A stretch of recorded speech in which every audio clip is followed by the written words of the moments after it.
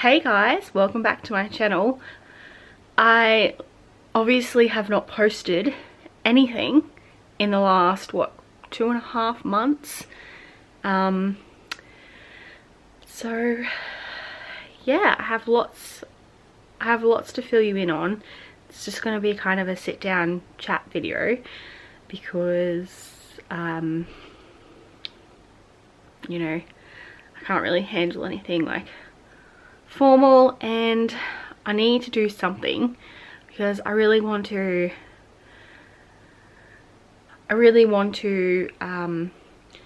have something. I know it's cliche, but I really want to have something that I can look back on and remember, because you know, you don't necessarily remember details, that gets forgotten, and I just think it would be good to put out there for someone else if they are going through something similar, because I know out of experience, if I'm going through something that can be searchable, I will search it on YouTube and see if there's any other videos on it. So with that being said, I am now 22 weeks pregnant. So yeah, and we found out what we're gonna have. Sorry, I'm just really out of breath. So we found out what we're gonna have, and I'm not going to disclose it on YouTube, and I haven't disclosed it on my Facebook, purely because I kind of just want to keep it a bit of a surprise, and you know, I don't just want to disclose that information out to everybody. So I have told my close family and friends, or rather I have told my close family members. Troy and I found out together. We went to the scan together, we found out, and then last weekend we had like a little, just a casual, intimate little gender reveal, and both the kids got to pop the balloon.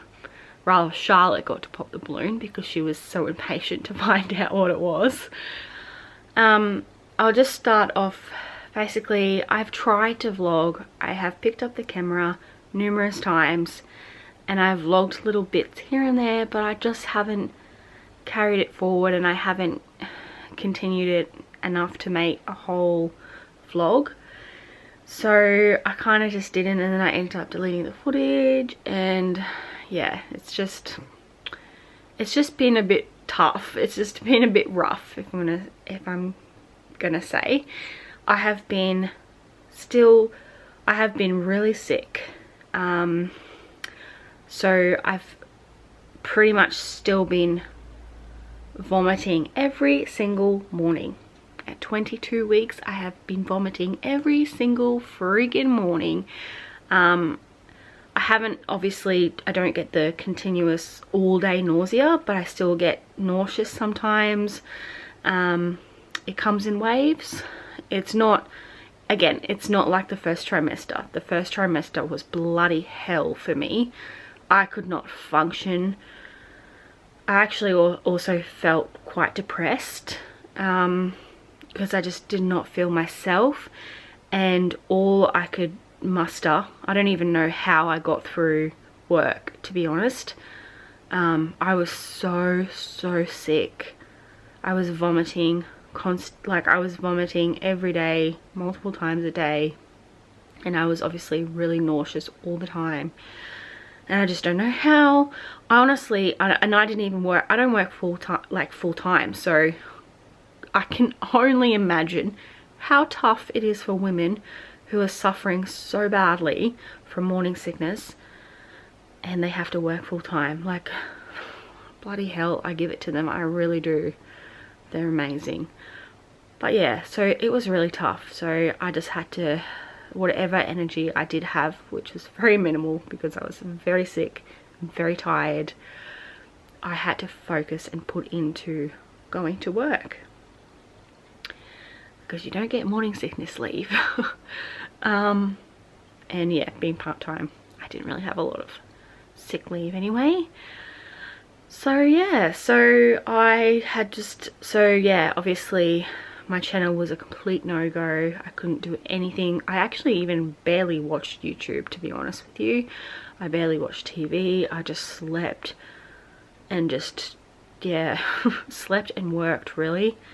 My husband is freaking amazing because, and he still is, but he just, the effort he put into the house, and he did the dishes, and at the time he was working 10-hour night shifts, and then sometimes would, most of the time would go and work a double shift at his second job.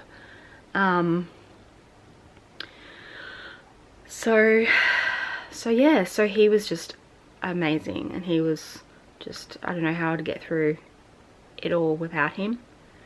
And then my mum and my sister, their support, just, you know, behind the scenes, and just being able to ring and have a cry to, or text message, has just been so amazing. Again, like, having that support is just something that everybody, especially when you're pregnant and you're a female or whatever, you need. I think it's just so important to have that family, or not necessarily family, but have that support, you know, wherever and whoever it comes from. So at about 9, so I'm gonna jump, I may as well jump straight into it now.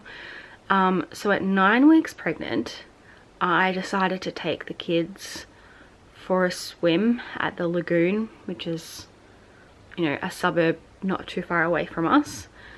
And it's just like this big pool, and it's free, and it's like multiple pools, and it's just like a really good community pool area, which is, like I said, is free. And so yeah, so I decided to do that on one afternoon, and I thought, you know, I've been stuck inside so much, I've been so sick, I'm 9 weeks pregnant now, I'm still feeling horrible, but I just want to go out and do something with the kids. So I decided to take them to the lagoon, and then beforehand I went to Big W with them, and I got them goggles, and I decided to get some milkshakes, and I had a milkshake with the kids, which I don't normally do either. I don't normally, like, I'm not a big milkshake person. Anyway, so I decided to have a milkshake with the kids, and I got some donuts. So I had one donut, a cinnamon donut as well. And then about half an hour later, the kids were in the pool, and I started to get this, like this, I wouldn't say it was excruciating, but I started to get this stabbing pain that will not go away. And every time I breathed in and out, it stayed the same. And it was here. And it was just at the top. And it was just at the top here, under my, you know, near my rib cage, up the top here, sort of all along here. More so on the right side, but it was sort of all over. It just radiated on both sides.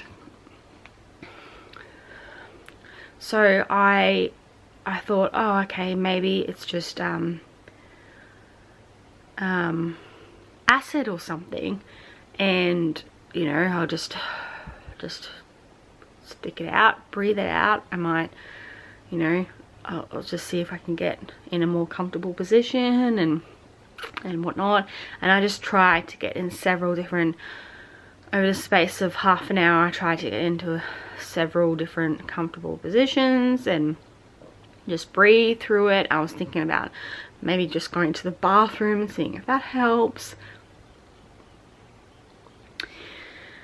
And unfortunately it didn't help. And out of the blue, she is my friggin' angel, I swear to God.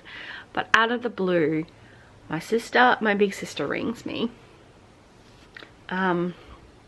we kind of did discuss about possibly me coming over, but it wasn't anything set in stone. And I said I'd let her know, kind of thing. But she ended up ringing me out of the blue, kind of, and I told her that I was in a lot of pain, and I told her where the pain was, and then and I started to cry a little bit because the pain just was not going away. And I think it had been about half an hour or 20 minutes or so before me dealing with this pain before she called me. So I was in a lot of pain. I felt like it was just getting more painful as time just progressed, and it wasn't getting better. And when she called me, I was telling her that and everything, and then she was thinking, okay, well, she was only around the corner, she was only about 10 or so minutes away from where I was. So she was like, okay, I'm going to jump in the car, I'm going to put the baby in the car, and I'm going to come and I'm going to buy you some like Mylanta or something, see if that helps. You know, it could just be really bad, like indigestion or heartburn or whatever, something, acid or something. So we just thought, I'm like, okay, yep. And then she hung up, and then she said she would bring me back. And then I think 10 minutes later she rang me back, and I was just, by this point, I was just bawling my eyes out. I just could not get in a comfortable position. I wasn't hysterical or anything, because, like, you know, yeah, I was pretty tough when it comes to pain, in that way.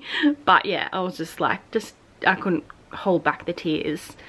And obviously there was people there and everything, and I had my sunglasses on, and she's like, okay, well, and she rang me back, and she's like, okay, do you want me to call an ambulance? And I was just like, it's not going away, I'm in so much pain, I can't move, I can't find a comfortable position, something's happening, something's wrong. I didn't feel like I thought anything, I didn't feel like anything was wrong with the baby. Like, I've had a miscarriage before, and yeah, you know, it wasn't anything near the baby, and at 9 weeks it's so small, and it's so, like, so far down, you know, in that week kind of thing. So I never sort of got that feeling, but I just didn't know what was happening, what was going on, and I was just in excruciating pain. And so she ended up calling an ambulance, and the ambulance came, and I was going to say 911, my gosh, I'm not American, I'm Australian. The 000 ambulance officer, the 000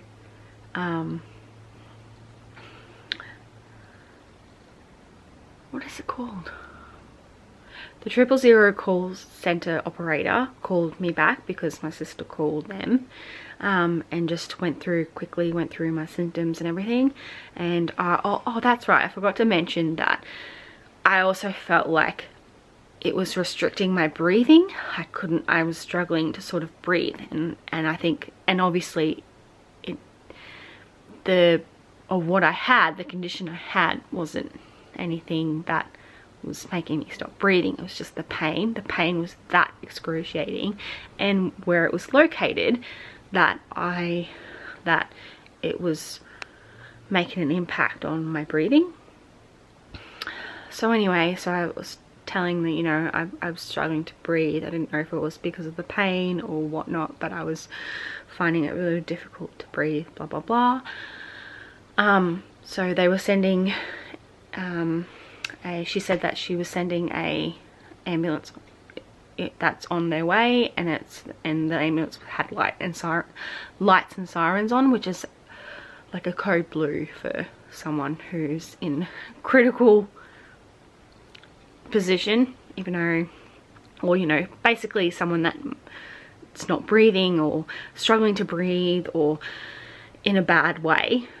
That's what they do. So it's like Cat 1 kind of thing.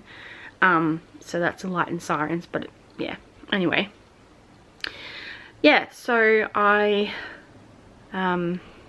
obviously it wasn't that, but anyway, you know, they don't, the 000 call center operator, like the 000 operator isn't there, and they're not ambulances, so they can't sort of make those decisions. You know, they just have to go by what you say over the phone and what they think. Anyway, neither here or there. So yeah, so I ended up walking to the ambulance, and they helped me walk over to the ambulance. And at this point, I know it's like a silly detail, but I had my thongs on and I took them off because I was just trying so hard to get in a comfortable position because I was in so much pain. And then I walked over to the ambulance and didn't have my freaking shoes on, and then ended up in hospital in the emergency department with no shoes. That was a freaking fun. So never again am I going to judge someone if I see in a hospital, especially in an emergency, with no shoes on, I can tell you.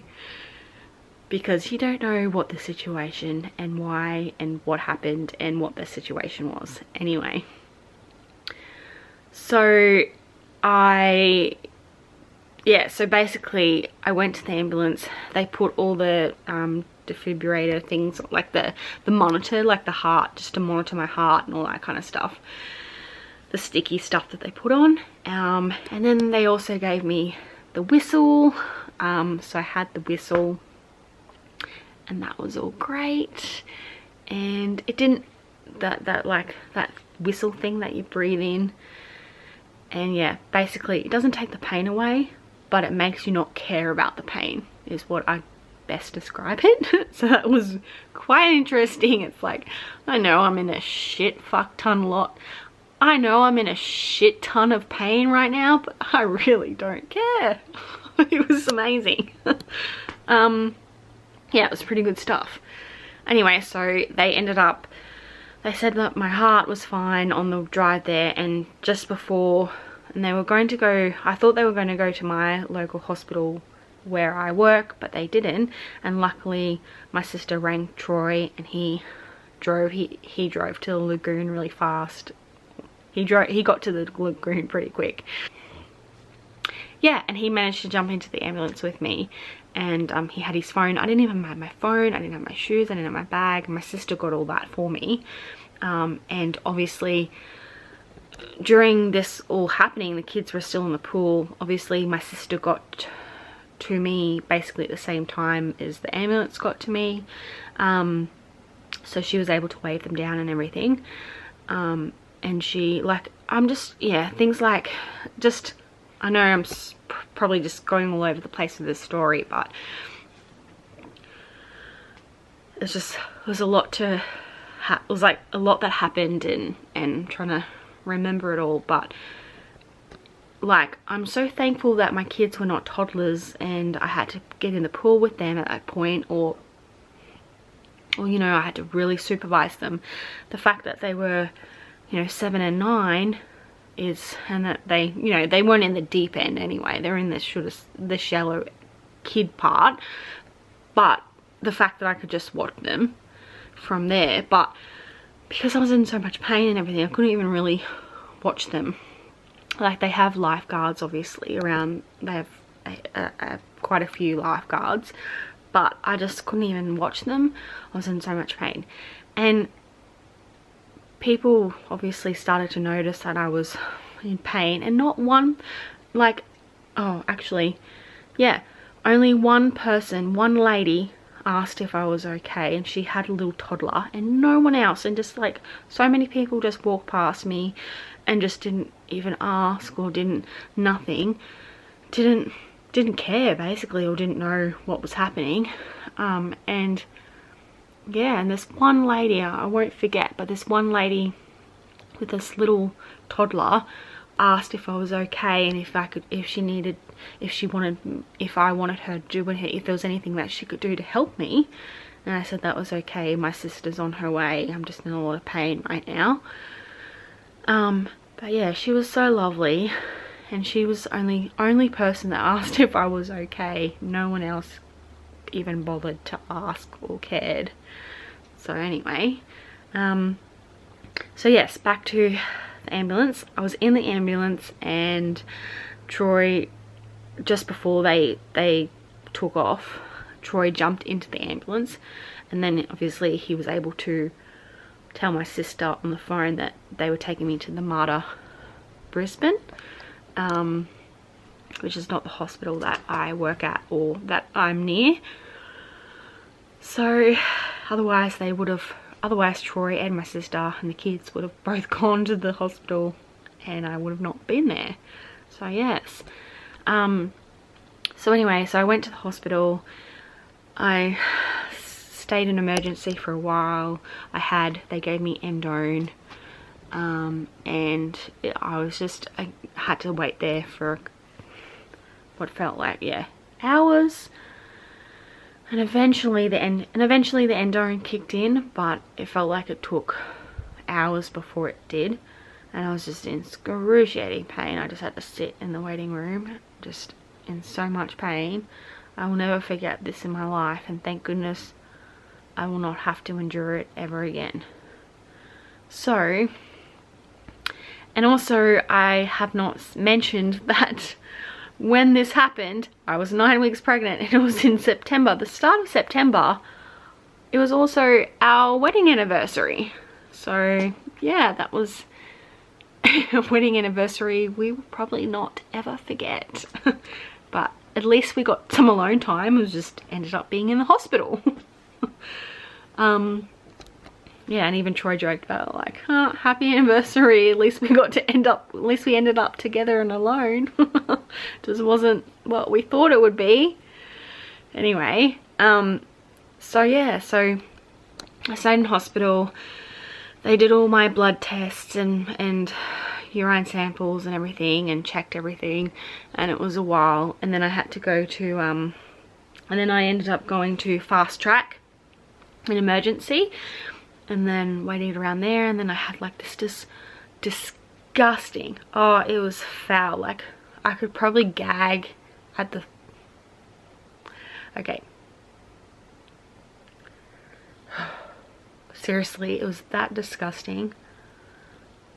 I feel like I've got to be careful, because I feel like I could actually gag talking about it, but it was like this Mylanta / jelly drink, and it was bloody foul, I tell ya. It was bloody foul. It was disgusting. So I think they obviously had to rule out, you know, whether it was like acid or reflux and all that kind of stuff.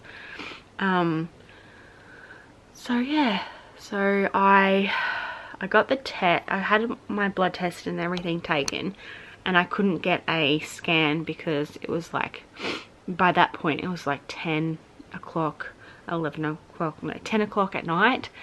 And obviously, yeah, they didn't have anyone to scan you at that time of night, so that didn't happen. So they made me come back the next morning, yeah, so they made me come back the next morning to have my scan. So I had an appointment, and then that night I ended up having another little attack and another little episode of pain, but it wasn't as bad as the first one, and I ended up vomiting.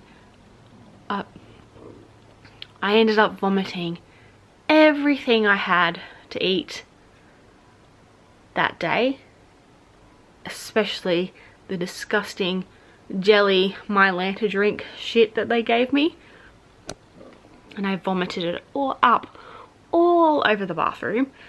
It was absolutely disgusting.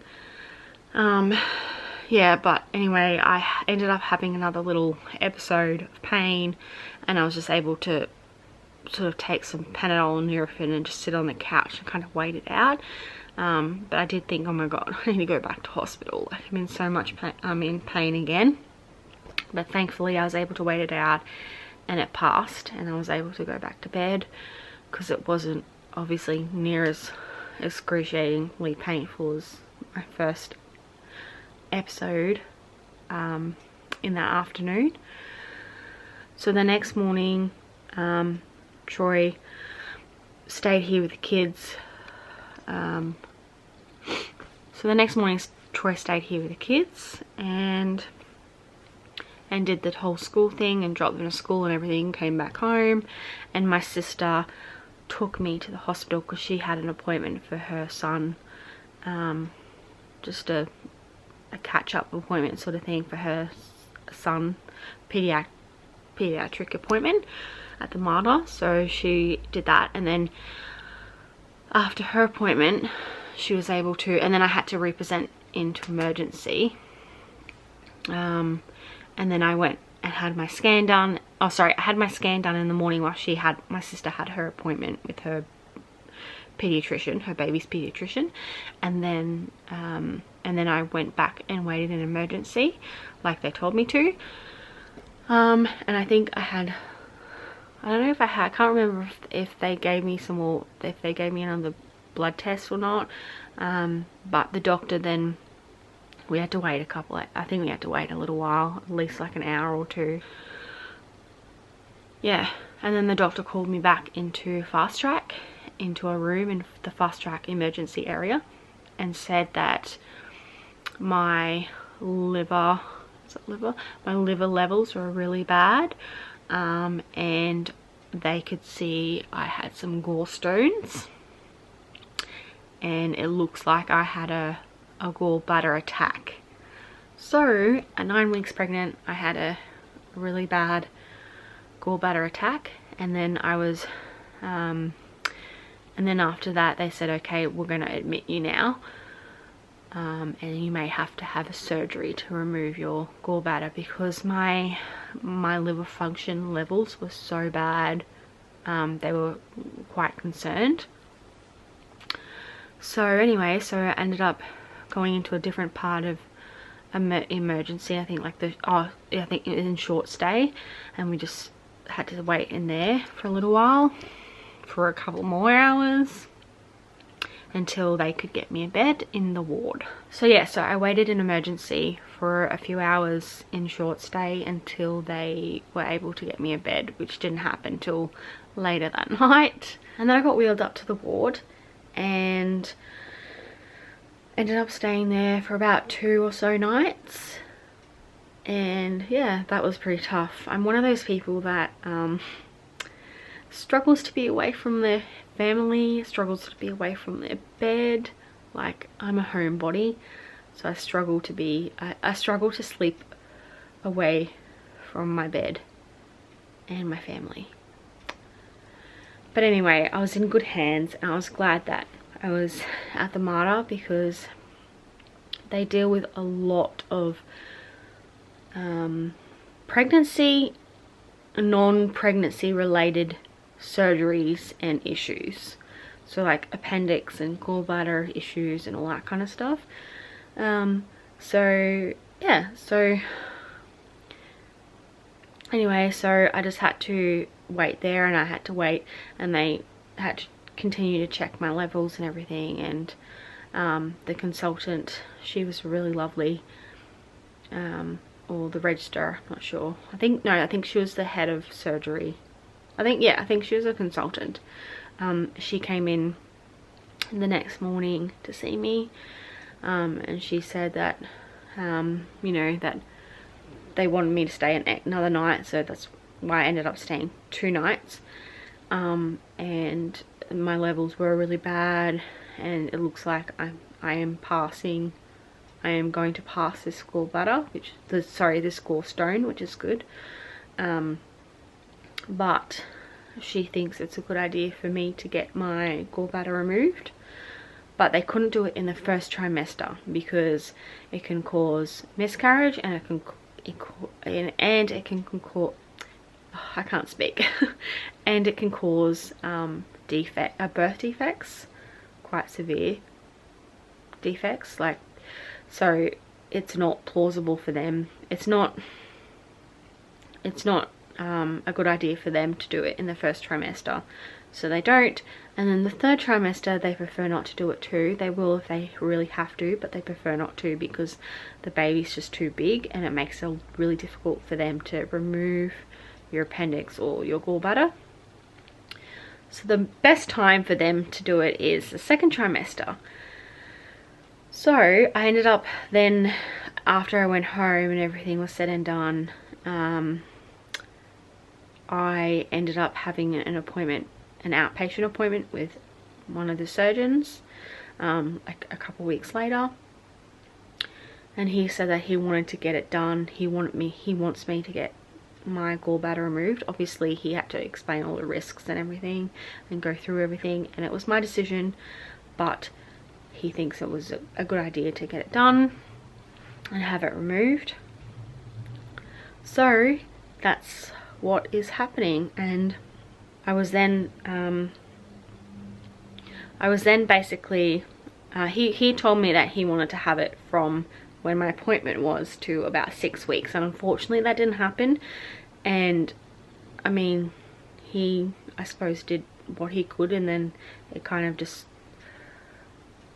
got put into the hands of the system and the bookings consultants and all that kind of stuff. So I ended up just being put on a wait list, and I was categorized a category 2.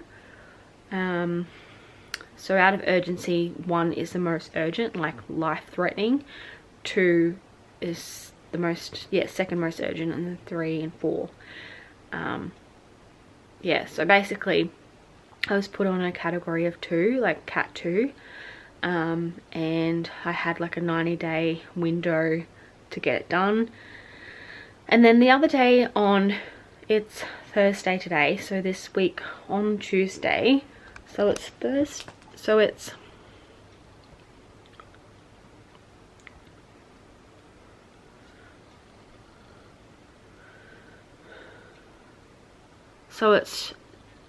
the 5th of December. So I had my anesthetic appointment on the Tuesday the 3rd of December, and I was supposed to, last week they had, the booking consultant had rung me and said that they want to have my surgery basically like in 2 weeks time from last week. And I was like, oh my gosh, like I was so excited. This actually, today last week they rang me because it was on a Thursday because I was at my sister's house. So today last week they rang me, the booking consultant lady rang me and said that she's going to book me in for 2 weeks time. And then I had my, and then on Tuesday just gone, I had my anesthetic appointment, and they put, and the anesthesiast doctor put my date that I was like 21, almost 22 weeks, and yeah, she put that on the form and everything, and she was explaining to me that it's really super low risk, and this is why pregnant women get sent to this hospital, because they've got a really good they have got like a maternity, really good maternity wards and everything like that. And if anything, obviously, if anything goes wrong as well, and yeah, and you know, it can just be,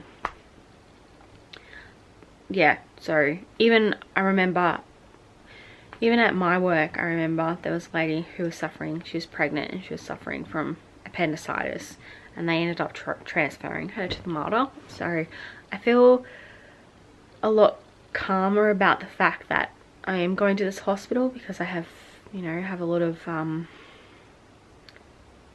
faith and a lot of just, I can't think of the word, but I feel like they know what they're doing, obviously, and that a lot of pregnant women go to them to have their surgery. So yeah, so I just feel like everything will be okay, and the risks of you know, because you can risk losing the baby with general anesthetic and all that kind of stuff, and things can go wrong, but the risks are very, very low. So I'm happy that it's worth the risk of me getting it out, because if I was to have another attack it could be worse than if I was to have it out and something happen, you know. So yeah, so anyway, I'm having it out, and I thought it was going to be in about 2 weeks time, but because I had my anesthetic appointment literally on the Tuesday afternoon, obviously the bookings consultant saw all that, and she rang the doctor to talk about it, the consultant. So the bookings consultant rang the consultant, the doctor who was going to be doing my surgery, and he said, look, I'd rather her get it done sooner, because he obviously didn't realize how far along I was by that stage, because he wanted it done from when I had my appointment in the 1st of October. He wanted it done like 6 weeks from that date, so that kind of didn't get done. So he's like, I'd rather it get pushed forward as soon as possible. So basically I am now having my surgery on Wednesday the 11th of December. So yeah, so I'm sorry if this is a really long video, but it's kind of just, you know, a little bit of an update on what's happening. So I am really nervous about it. I have mixed emotions. I haven't spoken to anyone who, like, back in the day, it was quite rare to, I think, to have your cholecystitis or whatever it's called, the proper medical term, but I think it was really uncommon to have your gallbladder removed whilst pregnant. But now obviously times have changed and they've better equipment and more research has been done and all that kind of stuff. So I know that it will be okay, but I've never been under general anesthetic before. I've been under local, but I've never been under general, so that is a big deal, kind of. And the fact that I'm going to have surgery whilst pregnant, like, I don't care, you know, I mean, I care what happens to me, but I mean, I feel like it's the anxiety has added to that, because the fact that I am pregnant and I'm carrying our little baby, and it's not just about me, it's about this baby too. I haven't come across anyone that has had surgery whilst pregnant that I know. My mum has had her gallbladder removed, and she had it removed like 6 weeks after my sister, after giving birth to my big sister. And yeah, so yeah, so I don't know, and yeah, and she had to, instead of like the 2 holes or the 3 holes with the laparoscopic procedure, colostomy, something like that, she had to get cut open.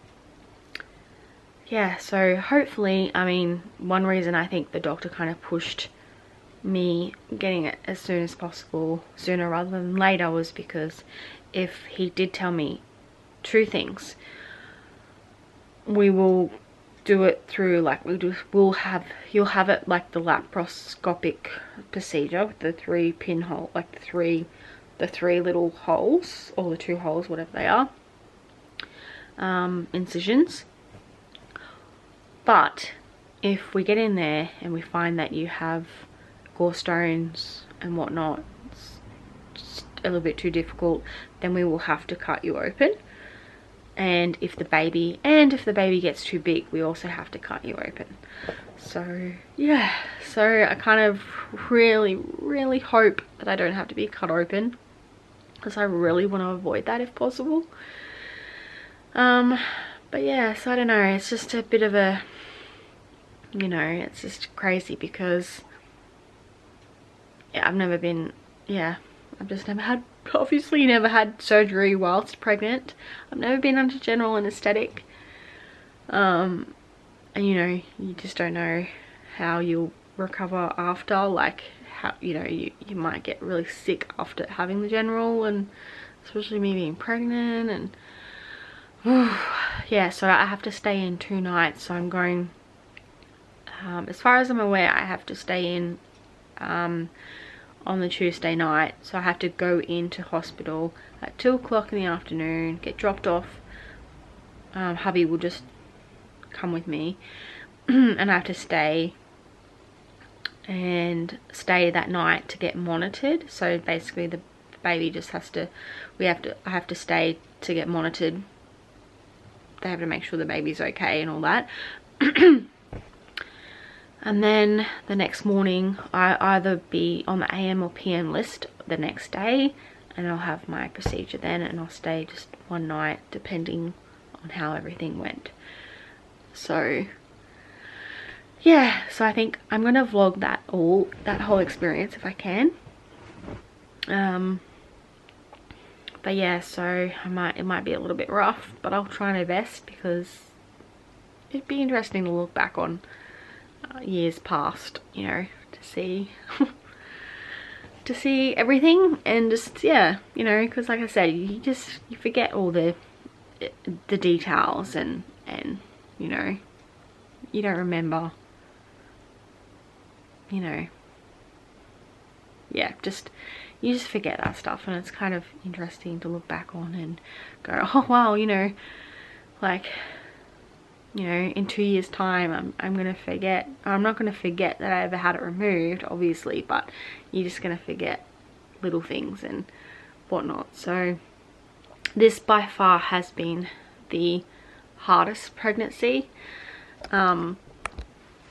With my son, you know, his delivery was really traumatic for me, and I had a really traumatizing delivery with him, and he was a big baby. He was 9.5 pounds. I don't know why, but I think it's like 4 point something kilos. I don't know why, I forget, and I don't remember what it is exactly in kilograms, but with babies, for some reason I remember the pounds and I know the pounds. Yeah, but for kilos, I don't know why. Maybe because when I was pregnant with him, I used to watch so many American baby shows, and that's just how I go, oh okay, this baby this size is 7 pounds, this baby this size is, and that's how I got it in my head. Anyway, so yes, that's probably why his name's Daxton too, because again, I was watching this American baby show, and they delivered this baby, and they're like, oh hello baby Dax, and I'm like, oh that's such a good name, because at the time I was working with children, and I was just so sick of hearing the same names over and over and over again for boys. I was like, oh, I want something different. So Daxton is his name, and it's spelled D-A-X-T-Y-N, not D-A-X-T-O-N. So it's not Daxton, it's not Daxton, it's Daxton. Anyway, so yeah, so his pregnancy was fine. Like, he was a summer baby, so it was really hard. It was carrying him being such a big baby, and it was really hot, but other than that the pregnancy was fine. I didn't even find out I was pregnant with him until I was like 11 weeks pregnant, because I got like 2 periods, or 2 bleeds kind of in between, that I thought were my period. So yeah, so that was fine. It's just his delivery was, and his birth was really traumatizing, to the point where we didn't even want to have any more children. I didn't know if I wanted to have any more children after that, but thankfully our beautiful daughter decided to come into the world no matter what, and her personality type is the same way that she came into this world. Stubborn, determined, not taking no for an answer, like, you know, she's got that fiery personality, and that she's just a beautiful soul. But anyway, so yeah, and we were using protection. I had a bit of a break from birth control at the time. It was just a really short break, but it was enough, and we were just using protection, and Troy was checking the condoms. I was checking the condoms every single time, because he was just as scared to fall pregnant again as I was. Obviously myself even more, because I'm the one that had to go through that all. experience. But yeah, so, and then, you know, after that we thought life was complete and that we didn't want any more children. We had our pigeon pair, as they say, the boy and the girl, and we just, you know, and then I just focused on, you know, building a bit of a portfolio for myself with going back to work and focusing on that, as well as raising the kids and just doing that. And yeah, so I basically, we kind of, as years passed, we kind of thought about possibly having another child, but it just wasn't. I was really sick with Charlotte as well, the pregnancy, and I just wasn't, I don't know, I just thought, I don't know, it wasn't, the desire wasn't strong enough for me and Troy to go, yes, let's try, let's have another baby, let's definitely do it, kind of thing. So I stayed on birth control after that, and then yeah, and then I just, yeah, before I knew it, she was in school, he was in school, and yeah, you know, it's just, life changed again. And then I ended up taking a little bit of break again from birth control, and I was monitoring my cycle with my apps, and we were still using protection when we needed to and all that kind of stuff. And then life just throws a curveball at you, an unexpected surprise, and I ended up pregnant again. And it's just, at first I was really shocked and really surprised, and I do have a reaction video that I uploaded, so if you're interested in seeing that, I'll link it in I'll link it down below, or I'll card it. So yeah, so we're just, honestly now we are just like so happy and just incredibly excited, and just can't wait for this next chapter of our life. And we thought that we were done, but we still had a lot more love to give, and we still had a lot more love in our hearts, and I feel so lucky that this little baby picked us to be their mum and dad, and picked our family and came into our little family, and literally has now made it complete. So anyway, I might make a part 2 because there is so much to fill you in on, but I just kind of wanted to, or I might do a vlog or something, but there's just so much to say. And I think, you know, I've been looking at, I've been trying to find like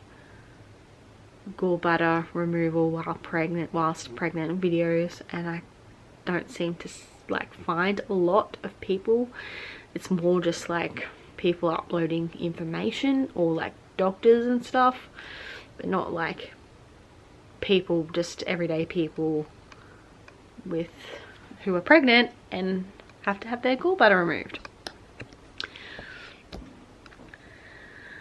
So anyway, so I don't even know if I did an intro, but if you have made it all the way to the end, I appreciate you watching this video. And if you're going through this too, then just know that it's okay to feel how you feel. And you know, I definitely, in the weeks past, I went through so many ups and downs of emotion. I cried, I doubted whether I was making the right decision. I just constantly feeling this anxiety and worry. And the one good thing I notice now, the closer I'm getting to it, is that I'm glad that I had that release of emotion back then, and I was able to get it all out. And just, even if it was over weeks or days or months, I feel more calm about it now. And then I can go into it, and I will feel nervous. I do feel nervous now about it. That's normal. but it won't be to the extent of what I was dealing with before, where they were just roller coaster of emotions and I was just crying and just upset and all that kind of stuff. So I feel like if you're going through this too, then the best thing is just don't be afraid to let out your emotion, especially to the people that love you the most and that will listen to you and care about you. And because if you hold it all in and you bottle it in all in, it will make it harder for you, and it might just, you know, explode, and it will just, you know, if you end up having the surgery or you go through the surgery, it will just, you'll just feel so anxious and just full of emotion, more than you would if you just let it out. So that's my advice. If you can, let it out to the people that care about you the most and that will listen and somewhat try to understand or whatever, because I know from my own experience that definitely helped. Thanks again for watching, and until next time, if you did like this video, please give it a thumbs up. It will really help support my channel, and if you're not subscribed, I'd love you to subscribe if you want to. And until next time, I'll see you soon. Bye guys, thanks for watching.